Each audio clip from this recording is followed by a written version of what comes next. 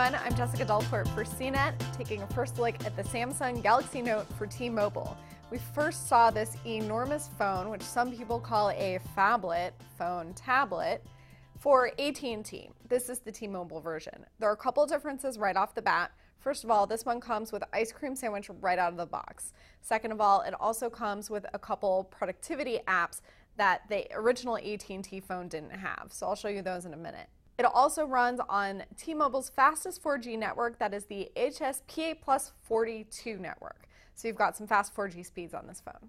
The screen is a whopping 5.3-inch HD display, and that makes the entire phone rather large. So it's big in the hand, really big. It's huge in the pocket. It's big on your ear. In fact, I think it literally covers half of my face. However, there are some things to like with a large screen. It gives you a great platform for watching movies, for playing games, for reading things online. There are also the productivity tools in here, and the phone does come with a wonderful little stylus. I think it's a little bit too small. It feels flimsy, not as comfortable to hold as the aftermarket stylus, but that will of course cost you more.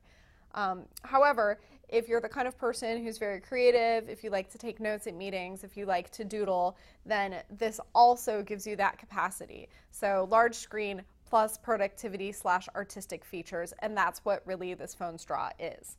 Beyond all of that, the phone still is a phone. It's an Android smartphone, runs Android 4.0 ice cream sandwich, as I mentioned.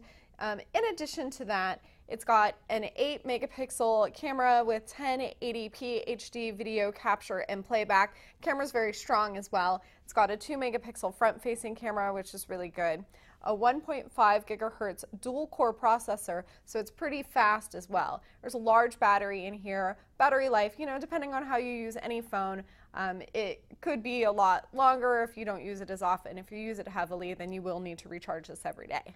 You should definitely read my full review for all the tips and tricks with the productivity tools, but one thing I will note is that in S Note you can do things like you can handwrite and it will show up in typed script. You can draw a doodle of a triangle and it will show up with perfectly measured sides. Also in the settings, you can actually tweak the phone to move the keyboard off to one side, and that's called a one-handed operation. So it will shrink it a little bit, move it over, and then you can type away with one hand. And that's your overview of T-Mobile's Samsung Galaxy Note, the enormous 5.3-inch Android 4.0 smartphone.